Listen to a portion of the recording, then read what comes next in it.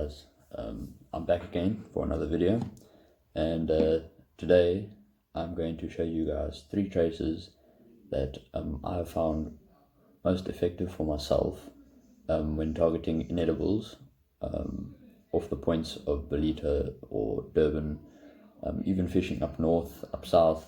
The traces generally stay the same. They don't change a heck of a lot, but there are different tricks that the guys have for the certain areas and that sort of stuff. So yeah, let's get into the video. First trace I'm going to show you guys today is the Full Metal jacket, and the steel I'm going to be showing you with is the JDB 120 pound steel wire, the red coated, it's blood red nylon coated steel. And the reason I like to use the JDB is it's because it's nice and it's subtle. It makes a knot nice and easily and neatly, and it holds up really well in the brick, and doesn't easily get bitten off. So yeah, that's why I use this.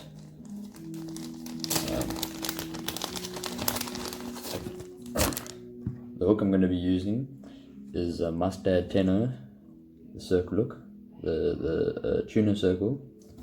I don't like using the silver ones. Sorry guys, this one's a repurposed one. I don't like using the silver tuna circles because of the offset. I've opened a couple of those hooks, even the 8/0s and greys and stuff I've opened. The tenor is quite strong, so I'm not putting that hook down. But yeah, I just prefer the inline, the black one, because I think it's stronger. And yeah, the hookup rate on this one for me has been a lot better than the silver one. So yeah, let's get right into it. First, you've got to measure up your length you'd like to make it. I usually measure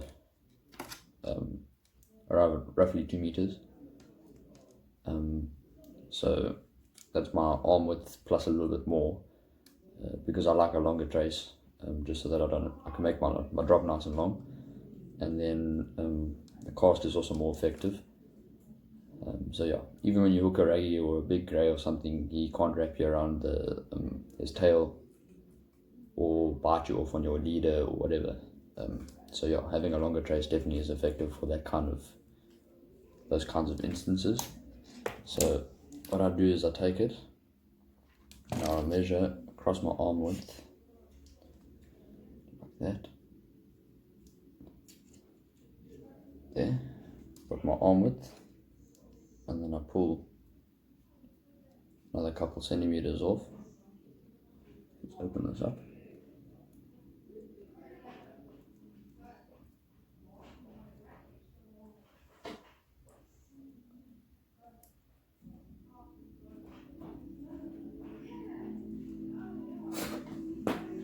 So I like to, from my measurement on my arms, from finger to finger, I like to take about so much more and snip it.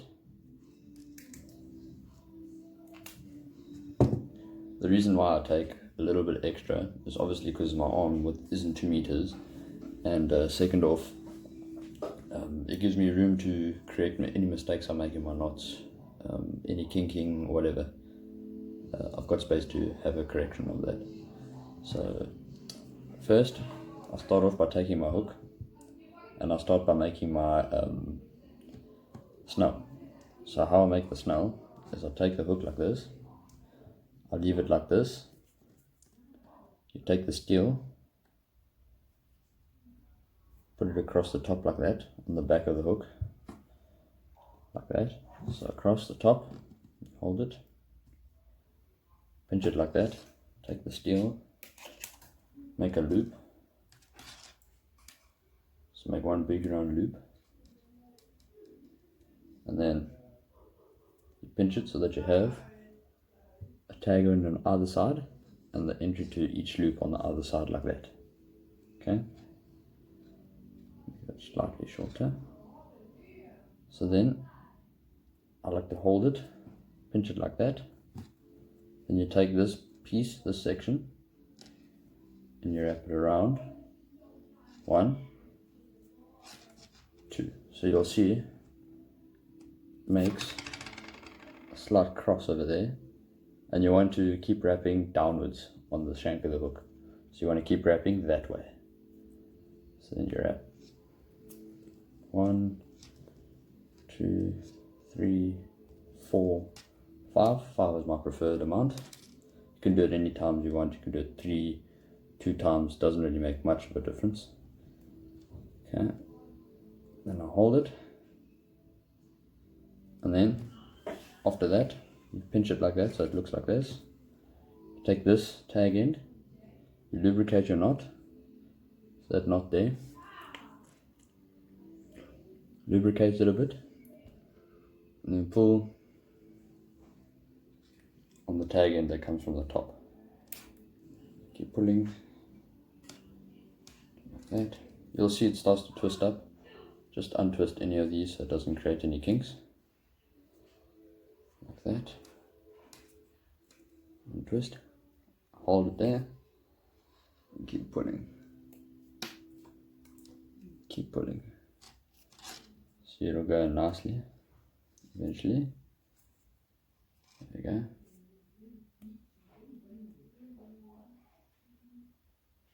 Right. You pull it.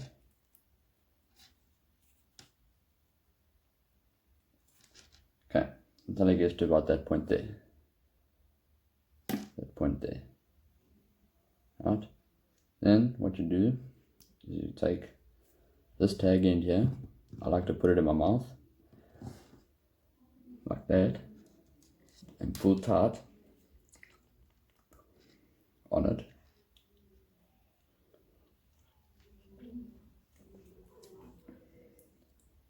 So that the snell of the on the hook itself starts to set. So it comes tight again. Okay. Now you'll see we haven't put any pieces of steel in the guards yet, in the eye of the hook yet. So then, in order to do that, pull that down so it sits on the bottom of the hook like that, nicely. And then take this side, tag end on this side, and you put it in like that. Boom. Like that. Okay. Oh, wrong way. Didn't cut that part out. Okay. So then, after I've set the hook, the snell, okay, what I do is you have to remember, when working with a circle hook, you have to go through the back of the guard of the eye, of the hook, so that you'll see what I mean. I'll show you.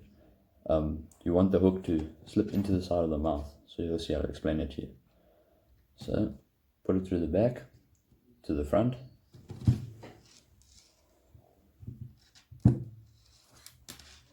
Like this.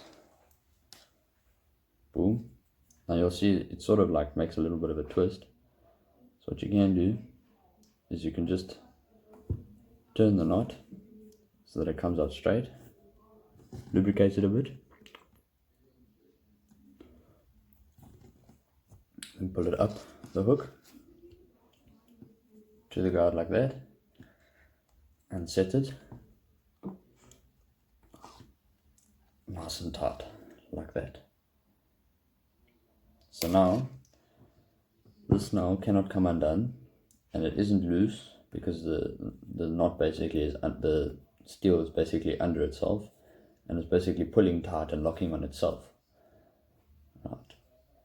There's no need to put any heat shrink on this or burn the steel wire, the coating, because it's already stuck and it's holding in place nicely. So then cut that tag end off. Oh, a little bit of equipment failure there. There we are. I like to try and just straighten it out. There you go. There's your snell. Nice and sorted out. Nice and tight. Okay. Now the reason for the line going that way out and not through the back is that when the fish eats, kumpf, like that, you want the hook to come around and be pulled into the corner of the mouth. So it basically pulls the hook up like that and sets into the corner of the mouth, and there we go. There you're on. You're not going to get bitten off, because obviously the steel isn't in the mouth and in between the teeth.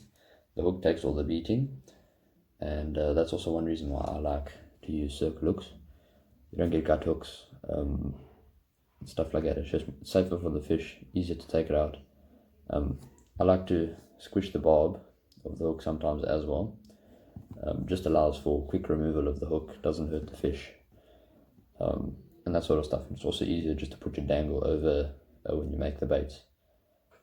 So yeah, right, next step. So for the next step, I go to the tag end on the end of the trace. I go into my little turtle where I've got my swivels and stuff. I take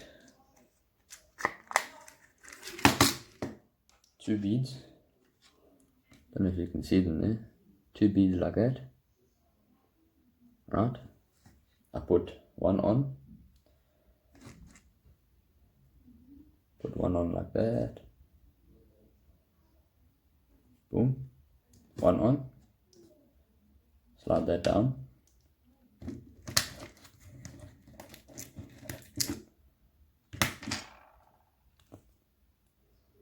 Take one of these T-swivels. You'll see it's got a hole in it to go over the trace, and then that side will be where your sinker line ties on. So yeah, they're quite effective little guys. Then I'll slip that guy on like that. Oh, what is it? Like that. So he runs free along the line like that. Okay. Then I'll take the other bead and I'll put that over. Boom. Just like that. So now, when it's on the trace, it looks like that. So that makes sense. There we are. That's how it must look. Okay. Then we go to this end of the trace. Sorted. Still nothing happening here. So, grab your pliers, and grab the end of the trace. So you grab your pliers, grab the end of the trace, you grab a size 3 swivel, size 3 or size 2, grab that on, then you take it through the one side, give yourself quite a fair bit of steel to mess around with. Okay, then you hold it flush like that. Take your pliers in your right or left hand, doesn't matter. Then you pinch it down so that it looks like that. You see? Okay, so now I'm holding the eye of the swivel, and the line is coming free on this side. So then what I do is I take the steel and I wrap around once, twice, and I pull tight, right? So that it looks like that. Okay? So that it looks like that. Then I want to check which way this line is coming out. So you see it's coming out on the bottom. So then you want to take this tag end and put it through the bottom section. So from the bottom, pull it through like that. So they sit on opposite ends. Then I'm going to hold this end like this and pull this tight. Like that.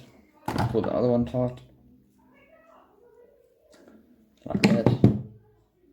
So then you set the knot around the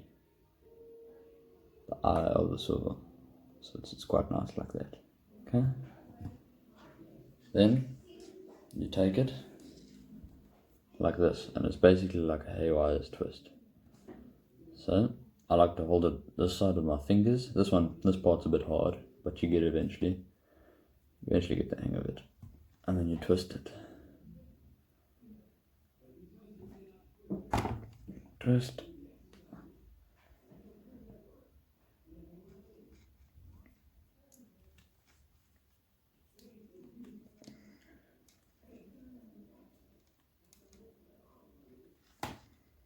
I do this a couple times, I don't really count, I just do it however many times, so that it looks like that. Starts twisting on itself, like that. I want to get them as tight together as possible. And this you can do with any size steel. Obviously, the size of the swivel will change depending on how big the hook is or how heavy the steel is. Right, so there we go. Done my couple of twists, like that. And I take this piece, this tag end piece, take my side cutters and snip that section off there. Boom. There you go. That's my knot for the swivel. Hey, come now, focus here. Right, sorted.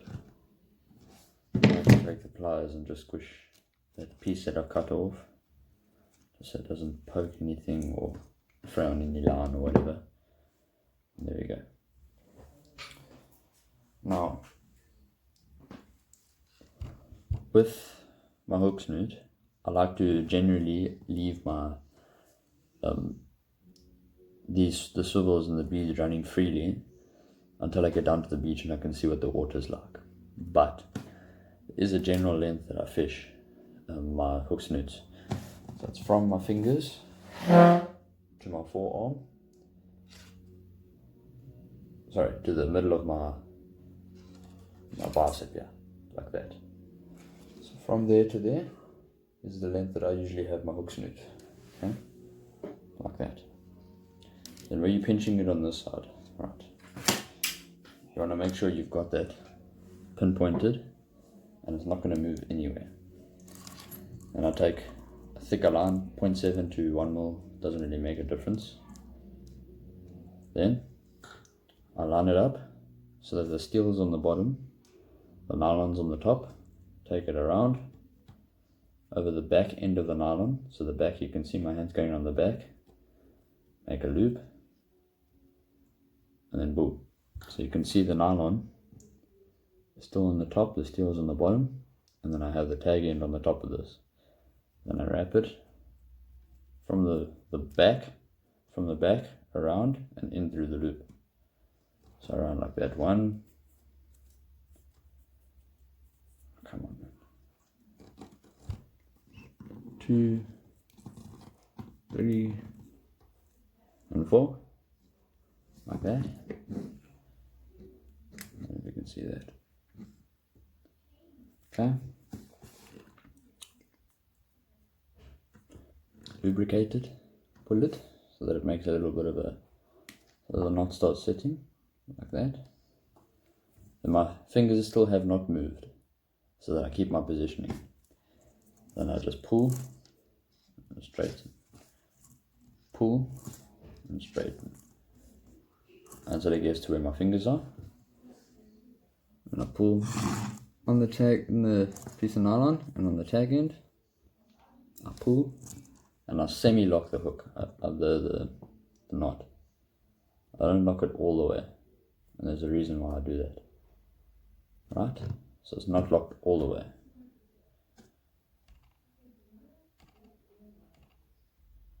Okay, it's locked. Not fully, but it's there.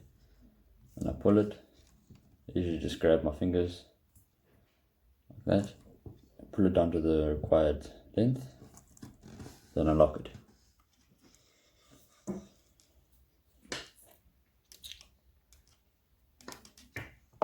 Okay, it's not completely locked yet. Right, what I like to do is just make sure that the steel is running through it nice and straight. Not going to have any hiccups. I grab like that, and I pull extremely hard.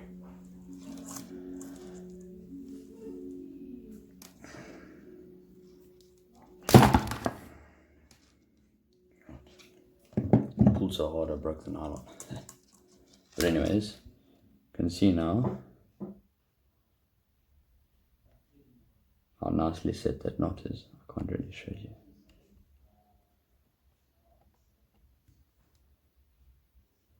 That knot is set really nicely now. There we go. Right.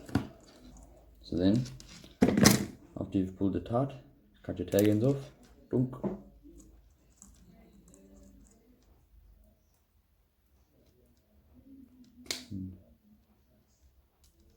Dunk, like that. There's the knot.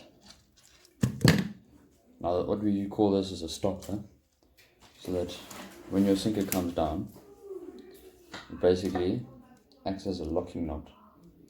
So you'll see the swivels will come down, so I'll throw them and they stop.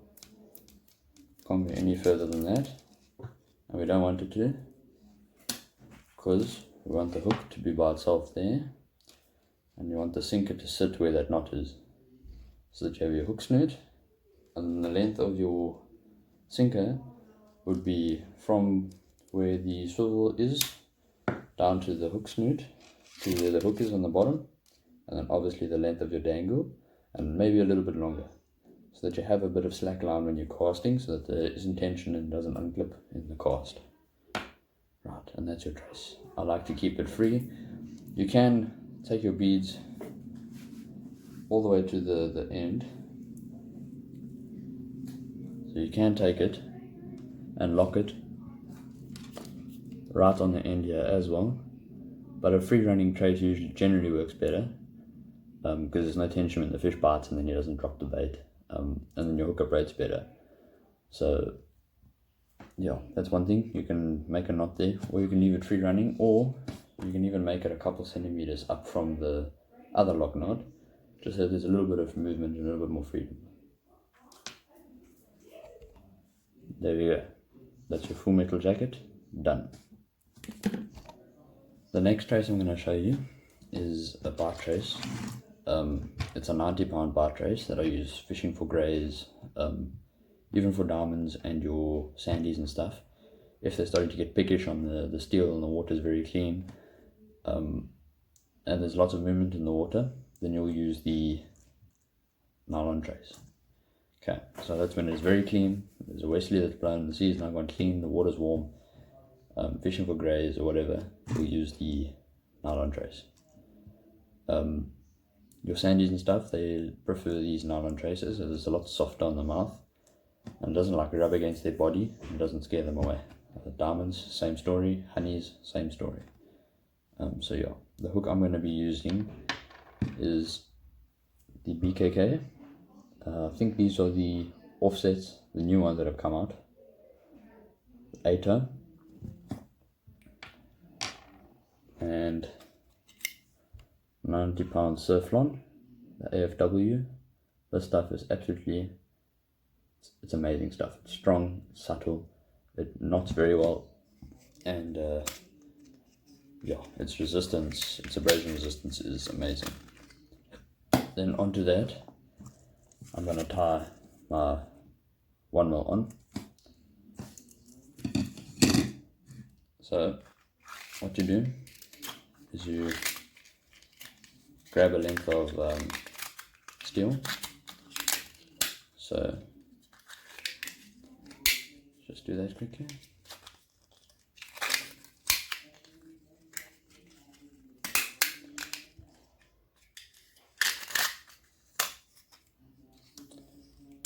I like to make it quite a fair bit, so that's probably from my fingers to the bend in my arm over here.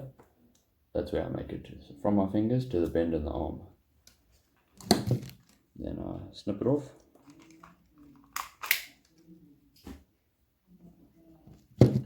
And then again, same story. We're going to make a snell knot because it's a circle hook. On J hooks and stuff you can tie just a straight figure of 8, or you can do the snell knot as well. The snell knot works, it's versatile, you can use it for basically anything. So again, you want to keep the tag end this side on the top. You make your loop like normal, then this one like that. Okay, maybe we just take a little bit less, right, like that, so it makes a loop. Okay, then you wrap it 1, 2, 3, 4, 5, 6, like that. Then obviously the twist like normal, so you can just undo the twist. Okay, what I like to make sure of is this tag end here. You'll see, I don't know if you can, started to twist up with the other steel and the hook. So just make sure that's straight and hasn't twisted up, and that's on its own like that. Okay, then make sure that the loop isn't over any part of the hook, and it's just on the back, so the hook's free by itself like that, the tag end's free, and the loop's free. Okay, then I like to put my finger inside the loop just to keep it from twisting. Pinch with that thumb. Okay, lubricate.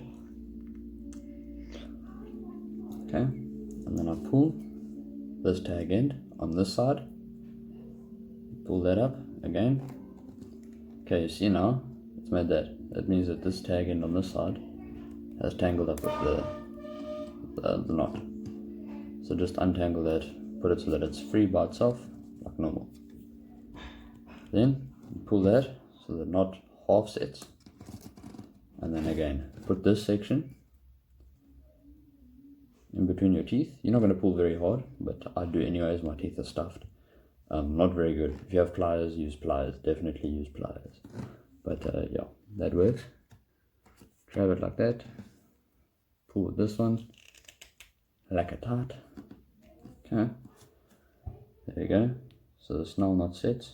Oh, you can see the shape of it, so you can see that it's set. Then you pull the snell knot down the snoot of the hook, like in the last trace, and then you can turn it so that this is in line with the back, the back of the thing. Then you put it through the bottom, the top of the eye. If your hook's facing this way, you put it through the top to come through to the bottom to face the side of the hook, like that. Then you pull this up all the way to the end and pull tight. There you go. Snell is set, nice and tight. Right. Okay, and obviously cut the tag end off.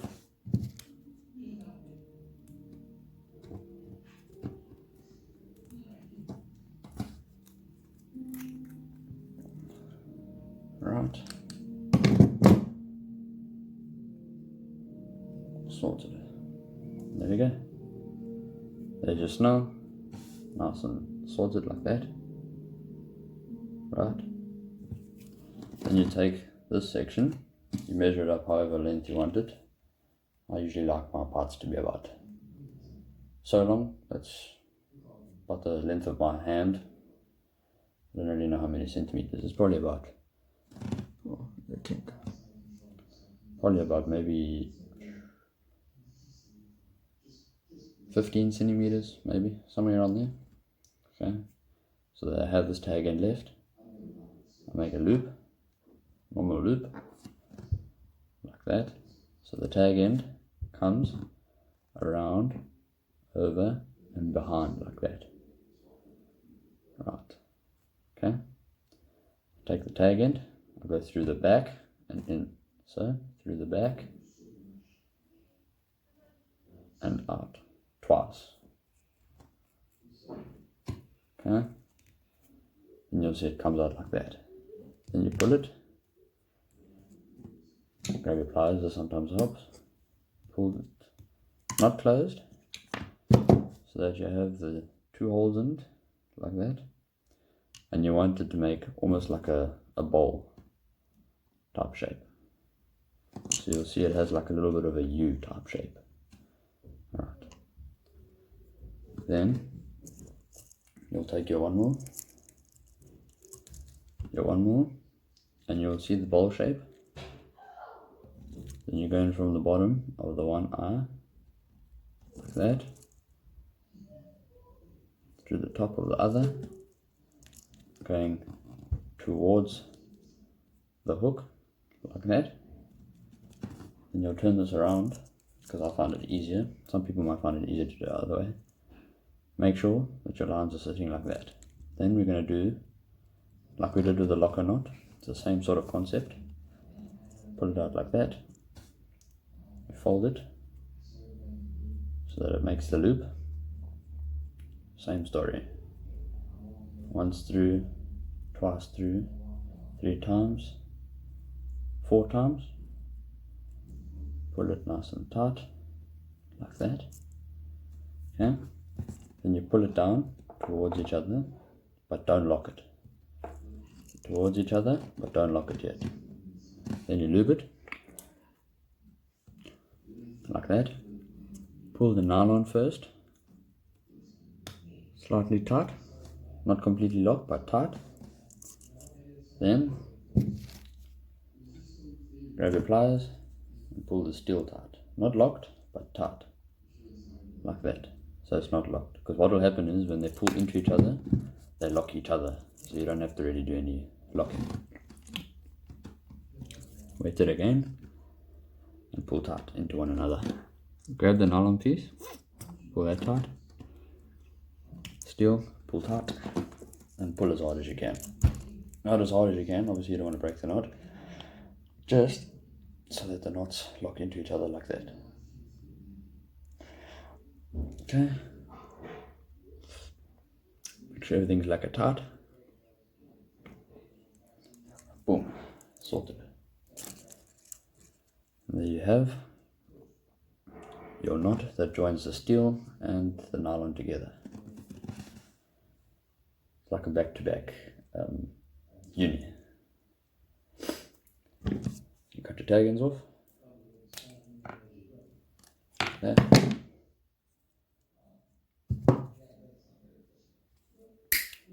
Like that. There you go. Then you measure your 2 meters. So arm width, and a couple centimeters more after the arm width, probably about 40 centimeters more. Right, there we go. There's my trace. You can see it'll go past my arm over here. So I'm holding the steel and the nylon is basically taut. Okay, so from the steel, arm width apart, finger to finger, like that, finger to finger. Just cover this excess bit that I don't need. Okay, then you take another one of these steel things and one clear bead, or any color bead, doesn't matter, whatever your preference is. There you go, clear bead. Put that onto the nylon, like that. First goes the bead, then goes the T-swivel, goes on all the way down to your hook. Okay, there, right. Now this, we are not going to use as our stopper knot, because we need a longer hook snoot. So again, measure your preferred hook snoot. Mine's to my bicep over here.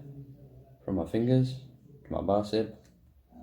Measure it, hold it, remember it, cherish it, whatever you prefer. And then I go and I grab my nylon, my 1mm or whatever, 1.1mm, doesn't really make a difference.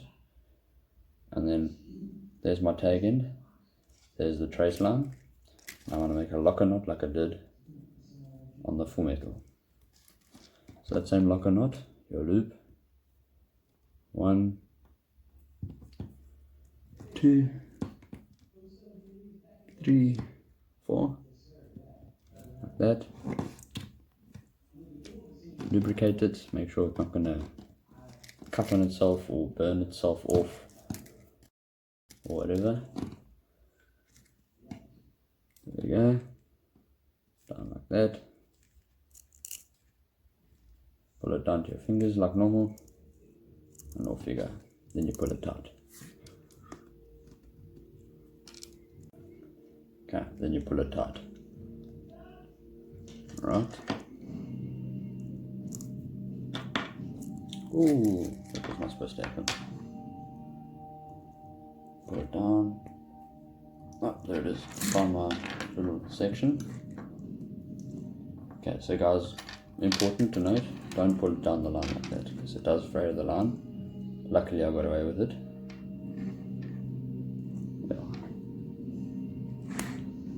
Okay, now it's in its spot. Pull tight on the nylon that you're using to lock it.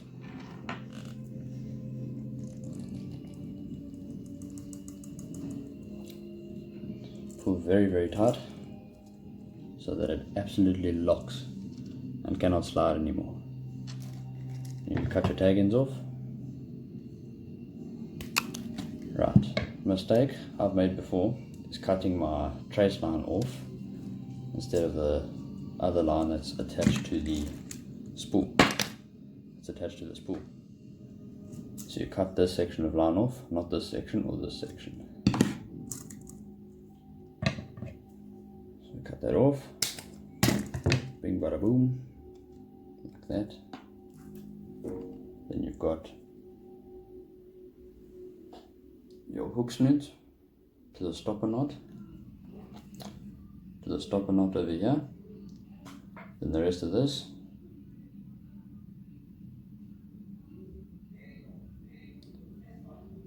like that.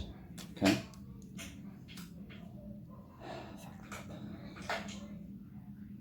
Right.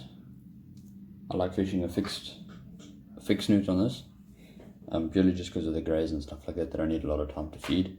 Usually they just scoff the bait. You don't want them to feed too much, because then they bite you off. So you want to have direct contact with the fish. If you're catching lots of sandies and stuff, definitely leave it loose, but in this case it's not necessary. So make a locker's knot again.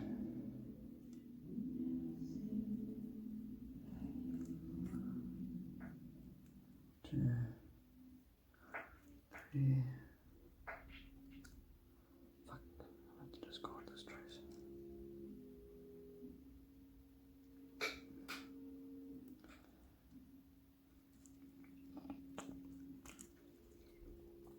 Another locker's knot.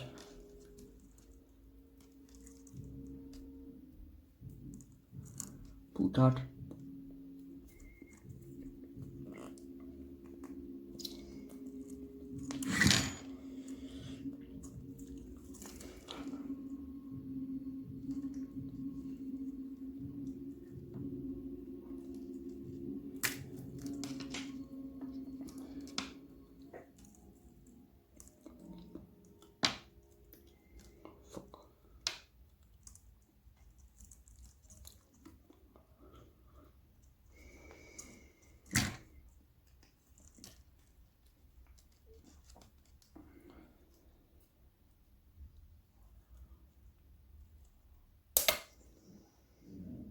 Okay, locker's not done.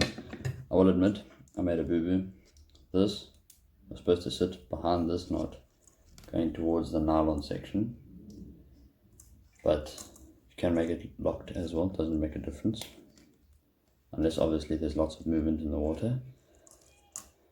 And if you want your bait to float high as well, then you're definitely going to need it to be able to run freely. But anyways, that I'll fix later. locked in place, single line, sorted. Then I come to the tag end of the nylon, and again I'll use like a 2 or 3 size hook, swivel, and to this I just tie a straight figure of 8, like that, straight figure of 8, so you'll have this, like that. Then I like to take it where you have the line leading to your main trace, your main line, okay, your tag end, and you go from the back, go back, around like that, and over and pinch it, make a circle, boom, like that. Then you make another one, slightly bigger, boom. Then I make another one, slightly bigger, boom. So you've got your 3 circles. Then you put it from the back, so from the back out towards me. So from the back out towards me like that. Okay. Then what you do is you open this up to make a figure of 8.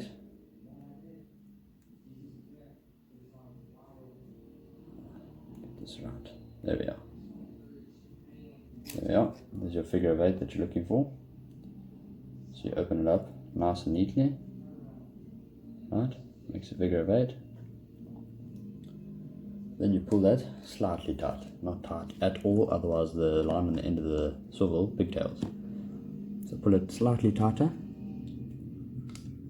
like that, not too much. Lubricate it.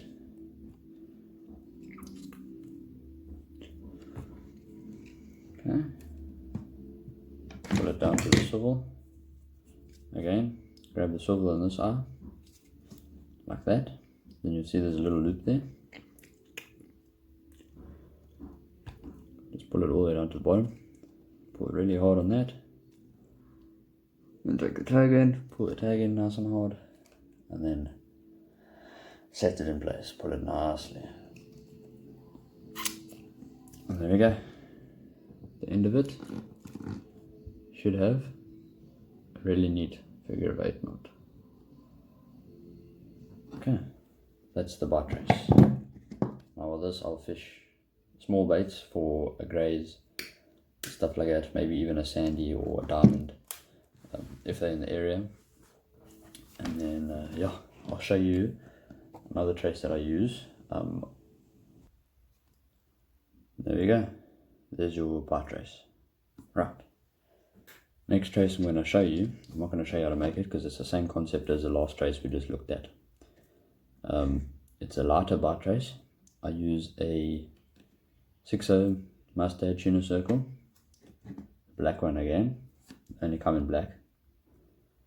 There we go, you can see. And then I use the AFW, the American fishing wire, the 60 pound this time. There's it there, 60 pound. Right, the red, obviously. The 7x7 is even better. I just can't afford to make traces out of that because I lose a lot of traces, because the area that I fish is always rocky, rough area. Okay, the nylon I use on this is also lighter. It's a 0.7 or 0.75 fluorocarbon or Maxima, depending obviously what I buy at the time. Okay, definitely the fluorocarbon is better. So yeah, it's the same concept. The stopper knot, the swivel, there's your joining knot on the steel, as you can see over there. Okay, and then your snell, like normal. Right, there we go. So this would be for blue skates, small spinner sharks. If the greys are being very picky and finicky, definitely use this. It's a lot lighter, creates a lot more movement in the water, and allows for a lot more attraction in the water and that sort of stuff. And this one you'll definitely use very small baits as well. It's not a very big hook. So yeah, your blue skates will try this. Even the last trace that I used, that's a very versatile trace. You can catch basically anything on it. It'll hold up, it's strong enough, the hook's strong enough, the knots are strong enough. You're not going to get bitten off. The only thing you'll get bitten off by is a raggy. But for raggy traces, I'll do another whole series on that for bar traces for raggy. And full metal jackets as well. So that'll be for like if I'm fishing Durnford or Tugela North Bank or something like that. This is just for general Durban area, Belito, Barracuda rocks. Ciola, I'll definitely use heavier traces. But yeah, 120 pound full metal jacket, the 60 pound bar trace with a 6.0, and the 90 pound bar trace with an 8.0. Right. What I do carry around with me as well is J-hook traces, bar traces, just in case the fish aren't committing to a bait on a circle hook with a dangle. I can put a bait straight onto that, and the minute he scoffs it, hits him and he's on. Even when they just not, I'm not getting a hook up on the smaller sharks with the circle hook, put a J-hook on, they tend to scoff that whole thing down. And then this is just an emergency trace for if there are raggies in the area. Put a J-hook on, easier, sets the hook in the jaw, in the skin, where sometimes what happens with the circle hook is it sets around the teeth, and then you get him right to the shore break, you're fighting him, poof, just pops off, hook pops out of its mouth because it was just wrapped around the tooth. The hookup rate on the circles though with raggies is absolutely amazing. Lots of guys use it up in Eastern Cape where the raggies are a big thing, but they use from a 10.0 to a 14.0. So obviously the 14.0 is for droning and stuff when they're targeting bronzies as well. And then the 12.0 is just in general, the targeting bronzies and raggies together in the same type of water where there's a chance for both. They'll use the 12.0s. But around this area I don't really go any bigger than a 10.0, just because there is a possibility of a honey or a sandy, a ribbon tail, yeah, literally anything. Our coastline is scattered with an abundance of fish. So yeah, I hope you guys enjoyed the video. I hope it was informative. And yeah, please hit that subscribe button, like the video, share the hell out of it, and comment down below any more things you guys would like me to show you, or anything you'd like to see on this channel. Right, have a good one.